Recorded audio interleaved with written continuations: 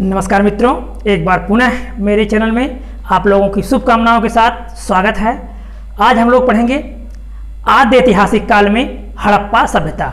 इसके पहले हम लोगों ने प्रागैतिहासिक काल के बारे में पढ़ लिया, जिसमें पाषाण काल में पुरा पाषाण काल, मध्य पाषाण काल और नवपाषाण काल के बारे में पढ़ा।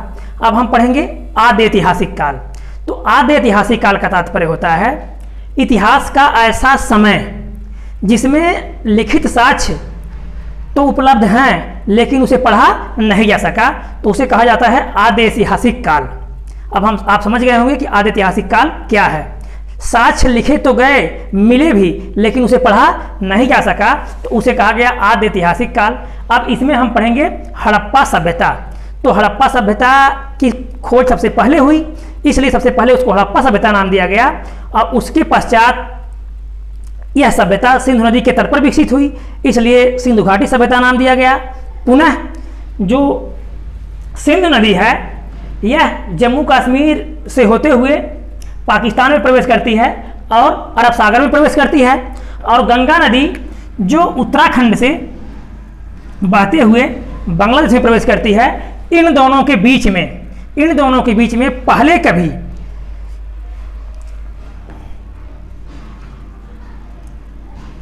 सरस्वती नदी बहती थी, इसलिए इसको जो है सिंधु सरस्वती सभ्यता भी कहा जाता है, या कुछ विद्वान केवल सरस्वती सभ्यता भी कहते हैं, क्योंकि इन दोनों नदियों के बीच में जो सरस्वती सभ्यता है लगभग सिंधु सभ्यता का 80% भाग इसी के अंतर्गत समाहित है। ठीक, अब हम देखेंगे जो हड़प्पा सभ्यता है इसकी विशेषताएं क्या हैं। तो सबसे पहले हम जानेंगे जब हड़प्पा सभ्यता शुरू हुई उसके पश्चात आर्यों का आक्रमण हुआ। यह निश्चित रूप से कोई प्रमाणित मत नहीं है कि उनका आक्रमण हुआ या नहीं हुआ, लेकिन हड़प्पा सभ्यता के बाद आर्य सभ्यता विकसित हुई थी। या तो वह सभ्यता भारत से ही विकसित हुई या मध्य एशिया से आई हो, लेकिन ऐसा माना जाता है, अधिकांश विद्वानों का मत है कि जो आर्य थे वह मध्य एशिया से ही भारत आए थे। और आर्य शब्द का तात्पर्य होता है श्रेष्ठ, याद रखिएगा, आर्य शब्द से तात्पर्य होता है श्रेष्ठ। तो उस श्रेष्ठ शब्द का प्रयोग या तो भारत में रहने वाले व्यक्तियों के लिए किया गया हो या मध्य एशिया से आने वाले व्यक्तियों के लिए किया गया हो, या कुछ विद्वानों का मत है कि जो आर्य थे यह मंगोल से आए थे। कुछ विद्वानों का मत है कि ये भूटान और अफगानिस्तान से भारत आए थे। तो आर्यों के बारे में कोई भी निश्चित तथ्य या प्रमाणिक तथ्य मौजूद नहीं है। दूसरी चीज, सिंधु सभ्यता पहले थी, याद रखिएगा, परीक्षाओं में इसी प्रकार से प्रश्न पूछे जाते हैं कि सिंधु सभ्यता पहले थी परंतु वर्तमान में नहीं है, क्योंकि वर्तमान में वो क्या हो चुकी है, नष्ट हो चुकी है। और यह जो नष्ट हुई है इसके पीछे भी कोई कारण जो ठोस साक्ष्य मजबूत नहीं है कि यह सभ्यता नष्ट कैसे हुई। कुछ विद्वानों का मत है कि वहाँ बाढ़ आई, बाढ़ आने की वजह से संपूर्ण सभ्यता नष्ट हो गई। कुछ विद्वानों का मत है कि आर्यों ने आक्रमण किया और वहाँ के सभी निवासी जो थे उनकी हत्या कर दी। इस प्रकार से अभी हाल ही में कलकत्ता विश्वविद्यालय के प्रोफेसरों ने यह बताया अभी हाल ही में कि जो सिंधु सभ्यता थी वहाँ पर लगातार 900 वर्ष वर्षा नहीं हुई, इस कारण सिंधु सभ्यता समाप्त हो गई। तो याद रखिएगा, अभी हाल ही का शोध है ये कि लगातार 900 वर्ष वर्षा नहीं हुई, इस कारण हड़प्पा सभ्यता समाप्त हो गई। अब हम कुछ देखेंगे कि जो हड़प्पा सभ्यता है यह ताम्रपाषाण युग, जो नवपाषाण युग के चरण की अंतिम अवस्था थी, उससे मिलती जुलती सभ्यता है, लेकिन यह ताम्रपाषाण के बाद की सभ्यता है, क्योंकि ताम्रपाषाण काल में सबसे पहले तांबे का प्रयोग किया गया और मानवों द्वारा खोज की गई पहली धातु तांबा थी। लेकिन हड़प्पा सभ्यता में तांबे को टिन के साथ मिला करके कांसा बना दिया गया, इसलिए हड़प्पा सभ्यता को कांस्य युग के नाम से भी जानते हैं, याद रखिएगा। तो हड़प्पा सभ्यता को किस नाम से, कांस्य युग के नाम से भी जानते हैं, क्योंकि पहली बार तांबा में टिन मिला करके कांसा बना गया। तो आप एक ट्रिक याद कर सकते हैं, का से कांसा, त से तांबा और ट से टिन, अर्थात तांबा को टिन में मिला करके क्या बना दिया गया, कांसा बना दिया गया, इसलिए इसे कांस्य युग के भी नाम से जानते हैं। और क्या विशेषता है इसकी, हड़प्पा सभ्यता का जो परिवार था वह मातृसत्तात्मक था, अर्थात जो भी परिवार के कार्यों का संचालन होता था वह माता के माध्यम से ही होता था और माता ही घर की मुखिया होती थी। और हड़प्पा सभ्यता जो थी यहीं से हमको नगरों के विकास देखने को मिलते हैं। और यदि माना जाए तो सबसे पहले नगरों के जो विकास का क्रम है वह हड़प्पा सभ्यता से ही शुरू होता है, जबकि इसके बाद अर्थात हड़प्पा सभ्यता जो कि लगभग 2500 ईसा पूर्व से 1750 ईसा पूर्व के बीच मानी जाती है, लेकिन यह भी कोई सर्वमान्य तिथि नहीं है, याद रखिएगा यह जो तिथि है सर्वमान्य तिथि नहीं है। अगर परीक्षाओं में 3000 से लेकर के 1750 के बीच में कोई तिथि दे रहा है तो भी हम इसको सत्य मान सकते हैं, क्योंकि अलग अलग विद्वानों ने अलग अलग मत दिए, अर्थात कोई भी सर्वमान्य तिथि हड़प्पा सभ्यता की नहीं है। अब इसके बाद हम देखेंगे जो आर्य थे, जो कि अधिकतर विद्वानों का मत है कि ये मध्य एशिया से आए थे, तो यह इनके बाद आए, अर्थात आर्यों के आने के बाद हड़प्पा सभ्यता वहां से समाप्त हो गई और आर्य सभ्यता, तो आर्य का तात्पर्य होता है श्रेष्ठ, तो जो आर्य सभ्यता विकसित हुई वह सभ्यता जो थी वह ग्रामीण थी। तो दोनों सभ्यताओं में क्या हमको अंतर मिला, हड़प्पा सभ्यता जो थी वह सभ्यता नगरीय थी और जो आर्य सभ्यता इसके बाद आई वो सभ्यता कैसी थी, ग्रामीण थी। दूसरी चीज जो मुख्य विशेषता है और हम कैसे पहचानेंगे कि ये जो प्राचीन समय के जो भी उत्खनन में हमको साक्ष्य मिले हैं मृदभांड, तो हम मृदभांडों से ही हड़प्पा सभ्यता और आर्य सभ्यता की तुलना करते हैं। तो जो हड़प्पा सभ्यता के मृदभांड हैं यह काले और लाल, याद रखिएगा, क्योंकि पकाने पर जब मृतिका जो कि मिट्टी का बना हुआ बर्तन होता था उसको पकाने के बाद वह लाल होता था और उसमें जो उसके नीचे का पार्ट होता था उसमें काले रंग से कलर किया जाता था। यह किसकी विशेषता थी, हड़प्पा सभ्यता की, अर्थात केवल काले और लाल, याद रखिएगा काले और लाल, यह किसकी विशेषता है, हड़प्पा सभ्यता के मृदभांडों की विशेषता है। जबकि जो आर्य सभ्यता के मृदभांड हैं वह धूसर,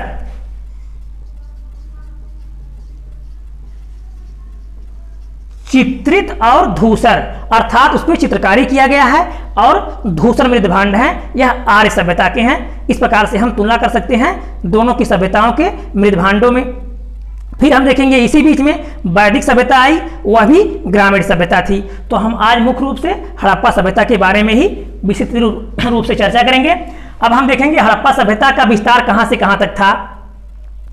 तो हड़प्पा सभ्यता का विस्तार सबसे उत्तर में जम्मू कश्मीर में मांडा, फिर हम देखेंगे दक्षिण में दाइमाबाद जो महाराष्ट्र में पड़ता है, परारा नदी जो गोदावरी की सहायक नदी है के तट पर स्थित है, पूर्व में देखेंगे आलमगीरपुर मेरठ जो उत्तर प्रदेश में स्थित है और यह हिंडन नदी के तट पर स्थित है। सबसे पश्चिम में हम देखेंगे तो पाकिस्तान में सुतकांगे डोर जो दास नदी के तट पर स्थित है। तो पूरब से पश्चिम और उत्तर से दक्षिण यदि इनकी लंबाई को देखा जाए तो उत्तर और दक्षिण इनकी जो लंबाई है वह लगभग 1400 किलोमीटर है और पूरब से पश्चिम अर्थात यहाँ से लेकर के यहाँ तक जो इनकी लंबाई है वह 1600 किलोमीटर है। तो हम लंबाई पूरब से पश्चिम और उत्तर से दक्षिण समझ गए होंगे और इनके स्थल जो स्थित हैं इसके बारे में देख लिए। अब हम देखेंगे इसके मुख्य स्थल कौन कौन से हैं जो हड़प्पा सभ्यता के समय मौजूद थे। तो हड़प्पा सभ्यता के समय हम देखेंगे मांडा जम्मू कश्मीर में जो वर्तमान समय में 2 केंद्र शासित प्रदेशों में बंट चुका है और यह 31 अक्टूबर 2019, याद रखिएगा 31 अक्टूबर 2019 को जम्मू कश्मीर 2 केंद्र शासित प्रदेशों में बंट गया है। तो मांडा कहाँ पड़ता है, जम्मू कश्मीर में पड़ता है। फिर हम देखेंगे ये पंजाब राज्य है, पंजाब राज्य में दघेरी और रोपड़ 2 क्षेत्र स्थित हैं। फिर हम देखेंगे हरियाणा में राखीगढ़ी और बनावली। फिर आगे देखेंगे हम राजस्थान में कालीबंगा जो काली चूड़ियों के लिए प्रसिद्ध है और कालीबंगा का अर्थ ही होता है काली चूड़ियाँ, याद रखिएगा। तो काली चूड़ियों के लिए प्रसिद्ध है कालीबंगा। अब हम देखेंगे गुजरात में, तो गुजरात में जो धौलावीरा है बहुत ही हड़प्पा सभ्यता का प्रमुख स्थल है, क्योंकि यह कुबेरों का स्थान माना जाता है। याद रखिएगा, जो धौलावीरा है कुबेरों का स्थान माना जाता है और यह आयताकार था और 3 भागों में बटा हुआ था। जितने भी स्थल हैं याद रखिएगा, सिर्फ धौलावीरा ऐसा स्थल है जो 3 भागों में बटा हुआ है, जो कि परीक्षाओं में अक्सर पूछा जाता रहता है। और यह है कैसा? आयताकार है और इसे कुबेरों का स्थल भी कहा जाता है। फिर हम देखेंगे, और यह कच्छ कहाँ पर स्थित है? कच्छ गुजरात में, जो वर्तमान समय में कच्छ भारत का सबसे बड़ा जिला है।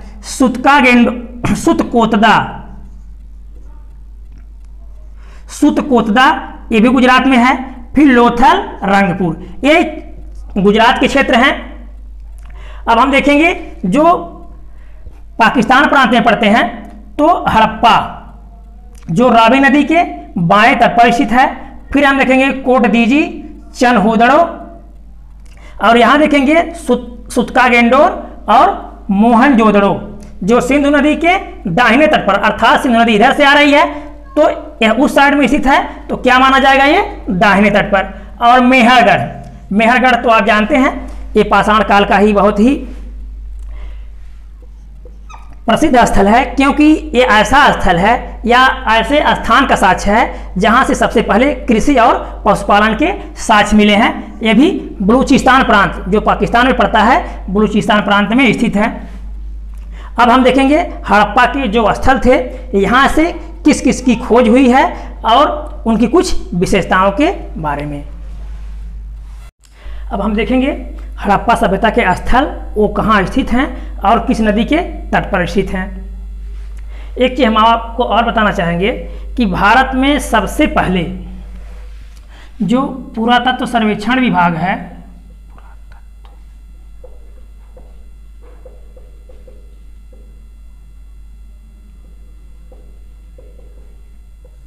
पुरातत्व सर्वेक्षण विभाग की स्थापना 1861 में अलेक्जेंडर कनिंघम महोदय, किसने?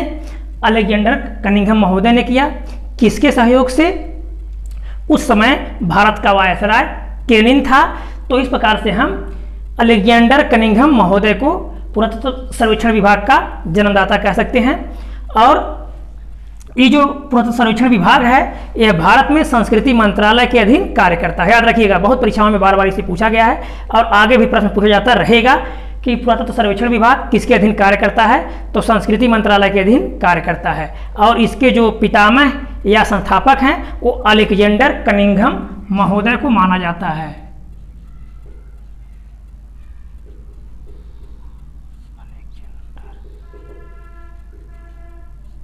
Alexander Cunningham. अब हम देखेंगे प्रमुख स्थल। तो सबसे पहले हड़प्पा सभ्यता की खोज हुई थी और हड़प्पा सभ्यता मांटगोमरी जिला पाकिस्तान प्रांत में स्थित है।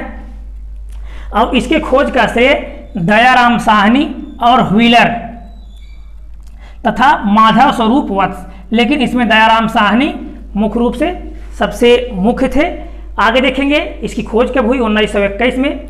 नदी कौन सी? रावी नदी के तट पर विकसित हुई। यहाँ साक्ष्य क्या मिले हैं? अन्नागार, अर्थात अनाज को एकत्रित करने का स्थान, कि उस समय के भी लोग आने वाले समय में अनाज को सुरक्षित रखते थे कि यदि भोजन की कमी होगी तो उससे पूर्ति की जा सकती है, जिसे हम कह सकते हैं एक तरह से आपात उपबंध, या आपात के लिए या आने वाले समय के लिए अनाज को सुरक्षित रखना। फिर शंख का बैल, एक शंख का बना हुआ बैल का साक्ष्य मिला है। चांदी के साक्ष्य पूरे हड़प्पा स्थल में, याद रखिएगा, चांदी का जो साक्ष्य है वो कहाँ से मिला है? हड़प्पा से मिला है। लेकिन पूरे हड़प्पा सभ्यता में लोहे का कोई साक्ष्य नहीं मिला है, याद रखिएगा, क्योंकि जो लोहे का ज्ञान हुआ है वह 1000 ईसा पूर्व के आसपास हुआ है। अर्थात हड़प्पा सभ्यता 1750 तक थी, तो हड़प्पा सभ्यता के बाद लोहे का ज्ञान हुआ। पहले लोहे का ज्ञान नहीं था, जबकि सोना चांदी का ज्ञान हो चुका था। ठीक, तो और क्या मिला है? गरुड़ की एक प्रतिमा मिली है, जो कि मोहरों पर गरुड़ का चित्र अंकित है। तो और मूर्तियां मिली हैं। तो हम इससे ये अनुमान लगाते हैं कि जो हड़प्पा सभ्यता के लोग थे वह जो है पूजा करते थे और मातृ सत्तात्मक अर्थात मातृ देवी की पूजा करते थे। और पशुपतिनाथ, याद रखिएगा, किसकी पूजा करते थे? पशुपतिनाथ तो पशुपतिनाथ अर्थात शंकर जी। तो देवताओं में पशुपतिनाथ और मातृ देवी अर्थात देवी और देवता, ये भी परीक्षाओं में प्रश्न पूछे जाते रहते हैं। तो किसकी पूजा से परिचित थे ये लोग? किसी भी रूप में पशुपतिनाथ अर्थात शंकर जी को मानते थे और मातृ देवी किसी भी को वह मातृ देवी के रूप में पूजा करते थे। अर्थात देवी और देवता दोनों की पूजा का साक्ष्य हमको कहाँ मिला है? हड़प्पा सभ्यता में मिला है, लेकिन मंदिर का कोई साक्ष्य नहीं मिला है। याद रखिएगा, मंदिर का कोई साक्ष्य नहीं मिला है। हाँ, जो वहाँ से कुछ मोहरें मिली हैं उस पर चित्र अंकित मिला है। अब हम देखेंगे लोथल। लोथल अहमदाबाद गुजरात में स्थित है और यह रंगनाथ राव, इसे खोजकर्ता कौन है या उत्खननकर्ता कौन है? रंगनाथ राव। 1957 में इसका उत्खनन कार्य हुआ। नदी कौन सी है? भोगवा नदी। यहाँ के साक्ष्य मिले हैं हाथी दांत का पैमाना, याद रखिएगा, हाथी दांत का पैमाना मिला हुआ है। बहुत इंपॉर्टेंट क्वेश्चन है ये, हाथी दांत का पैमाना। गोदीवाड़ा, गोदीवाड़ा होता है उस समय भी जो है पानी से जहाजों द्वारा आवागमन होता था, तो ये कारखाना के रूप में इसको हम मान सकते थे कि यह कारखाना है और यहाँ से मशीनरी यंत्र कुछ बनाए जाते रहे होंगे। अग्नि वेदिका और अग्नि की वेदिका का साक्ष्य मिला है। फिर हम देखेंगे चनहूदड़ो। चनहूदड़ो बहुत ही इंपॉर्टेंट स्थल है, याद रखिएगा इसको। यह सिंध प्रांत पाकिस्तान में है। अर्नेस्ट मैके और एनजी मजूमदार, दो लोग इसके उत्खनन कार्य में योगदान देने वाले दो लोग हैं, अर्नेस्ट मैके और एनजी मजूमदार। और 1931 में इसके उत्खनन का कार्य हुआ। सिंध नदी के तट पर स्थित है। यहाँ से बहुत सारे जो है साक्ष्य मिले हैं, जैसे एक बिल्ली का पीछा करते हुए दौड़ता हुआ कुत्ता, अर्थात कुत्ता बिल्ली का पीछा कर रहा है, यह साक्ष्य मिला हुआ है यहाँ से। और मनके बनाने का कारखाना मिला है। काजल अर्थात श्रृंगार के कई सामान यहाँ से मिले हुए हैं। काजल मिला है, लिपस्टिक मिला है, पाउडर मिला है और कंघा अर्थात बालों में जो कंघा किया जाता है उसका साक्ष्य मिला है। और ईंट के साक्ष्य मिले हुए हैं तथा घड़ियाल, घड़ियाल और मछली अंकन मुद्रा मिली है। ऐसी मुद्रा मिली है जिसपे घड़ियाल और मछली का चित्र अंकित है। फिर हम देखेंगे कालीबंगा। कालीबंगा हनुमानगढ़ जिला राजस्थान में है। अमलानंद घोष और ब्रजवासी लाल इसे खोज उत्खनन करता है। इसकी खोज जो उत्खनन कार्य हुआ है 1951 और 1960 में, अर्थात 2 बार हुआ। अब यह कहाँ स्थित है? घग्गर नदी किनारे। तो बहुत ही अच्छा साक्ष्य यहाँ से मिला है, जूते हुए खेत का साक्ष्य। याद रखिएगा, हड़प्पा सभ्यता से मात्र एक जगह से जूते हुए खेत का साक्ष्य कालीबंगा से मिला है। और कालीबंगा का तात्पर्य होता है काली चूड़ियाँ। कालीबंगा का तात्पर्य होता है काली चूड़ियाँ। तो जूते हुए खेत का साक्ष्य यहाँ से मिला, प्लस चूड़ियाँ अर्थात काली चूड़ियाँ का बहुत सा साक्ष्य यहाँ से मिला हुआ है। फिर अग्नि हवन कुंड मिला, भूकंप के साक्ष्य मिले और लकड़ी की नाली मिली हुई है। अब हम देखेंगे राखी गढ़ी। यह हिसार जिला में हरियाणा। सूरजभान, इसके उत्खननकर्ता सूरजभान हैं और इसका उत्खनन का कार्य हुआ 1969 में घग्गर नदी के किनारे। यहाँ से क्या मिला है? ताम्र उपकरण यहाँ से मिले हुए हैं। अब हम देखेंगे कोट दीजी। कोट दीजी सिंध प्रांत पाकिस्तान में स्थित है। इसके उत्खननकर्ता ध्रुय एवं फजल अहमद हैं। समय 1935 में उत्खनन कार्य हुआ।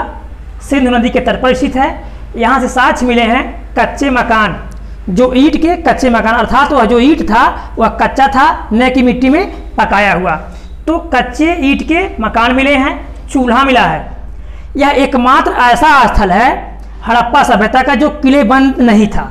अर्थात हड़प्पा सभ्यता में जितने भी नगर मिले हैं सब चारों तरफ से किलेबंद। किलेबंद से तात्पर्य होता है जब कोई शहर होता है तो बाहर से चारों तरफ से बाउंड्री, ऐसी बाउंड्री हो कि बाहर के लोग उस शहर में या उस गांव में प्रवेश न कर सकें। तो जितने भी उस समय के नगर थे सब किलेबंद थे, लेकिन मात्र एकमात्र कोट दीजी ऐसा स्थल था जो किलेबंद नहीं था।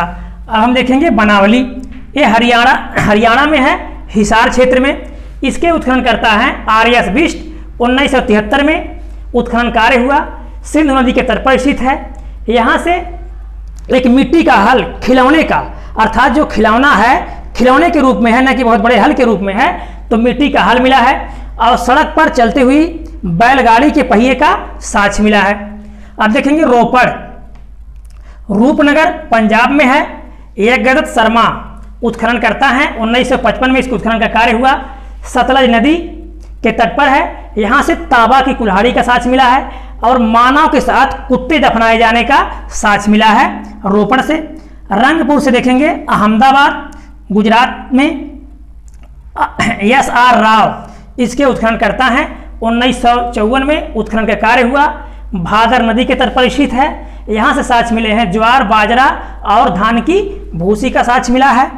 अब देखेंगे आलमगीरपुर मेरठ, जो हड़प्पा सभ्यता का सबसे पूर्वी स्थल था उत्तर प्रदेश में, इसके उत्खनन करता है यज्ञदत्त शर्मा। 1958 में उत्खनन का कार्य हुआ। यह हिंडन नदी के तट पर स्थित है। यहाँ पर मृदभांड पर रंगीन चित्रकारी, अर्थात जो मिट्टी के बर्तन होते थे उस पर अब रंगीन चित्रकारी के साथ से कहाँ से मिले हैं? आलमगीरपुर से मिले हैं। फिर देखेंगे सुतका गेंडोर बलूचिस्तान, पाकिस्तान के बलूचिस्तान प्रांत में R.L. स्टाइन उत्खनन करता है। समय इसका 1927 ईस्वी में हुआ। फिर किस नदी के? दास्क नदी के तट पर है। और यहाँ से जो साक्ष्य मिला है बेबीलोन से व्यापार के साक्ष्य मिले हैं। और मानव अस्थि एक कलश में रखा हुआ मानव के अस्थि का राख मिला हुआ है। एक ही और याद रखिएगा आप, जो हड़प्पा सभ्यता है, जब हड़प्पा सभ्यता विकसित हुई उस समय विश्व में दो और सभ्यताएं विकसित थी। जैसे हम अफ्रीका महाद्वीप में देखें तो जो मिस्र है वह नील नदी, जो कि नील नदी इथोपिया के विक्टोरिया झील से निकली है और भूमध्य सागर में गिरती है। तो जहां वह भूमध्य सागर में समाहित होती है वहीं पर मिस्र में जो मिस्र सभ्यता थी वह विकसित हुई थी। और आगे देखेंगे हम जो मेसोपोटामिया की सभ्यता है, वर्तमान समय में इराक, जो इराक देश है वहां दजला और फरात नदी, याद रखिएगा दजला और फरात, दजला और फरात ये दोनों नदियां फारस की खाड़ी में गिरती हैं। और इन्हीं दोनों नदियों के बीच में जो मेसोपोटामिया की सभ्यता थी वह विकसित हुई थी। और मेसोपोटामिया की सभ्यता, सुमेरिया सभ्यता, बेबीलोन सभ्यता, ये सारी सभ्यताएं कहां पर हैं? मेसोपोटामिया की सभ्यता में है। और ये कहां पर है? वर्तमान समय में इराक में। और यह दजला और फरात नदियों के संगम पर स्थित था उसी समय जिस समय भारत में हड़प्पा स्थल चल रहा था। ठीक, या हड़प्पा के जिस समय में हमको साक्ष्य मिल रहे हैं उसी समय वहां भी लोग रह रहे थे। अब हम आगे देखेंगे मांडा, जो सबसे उत्तरी स्थल है जम्मू कश्मीर में। जगपति जोशी उत्खनन करता है। 1982 में इसका उत्खनन का कार्य हुआ। चिनाब नदी के तट पर स्थित है। यहाँ से ब्लेड अर्थात हड्डी के ब्लेड बनाए हुए मिले हैं और मोहरें मिली हुई हैं, क्योंकि उस समय मंदिर का साक्ष्य नहीं मिला है। याद रखिएगा, किसी भी मंदिर का साक्ष्य नहीं मिला है। जो भी देवी या देवता की मूर्ति का चित्र का अंकन मिला है वह मोहरों पर ही मिला है, जिससे हम विश्वास करते हैं या हमारे वैज्ञानिक मानते हैं कि उस समय के लोग पूजा करते थे।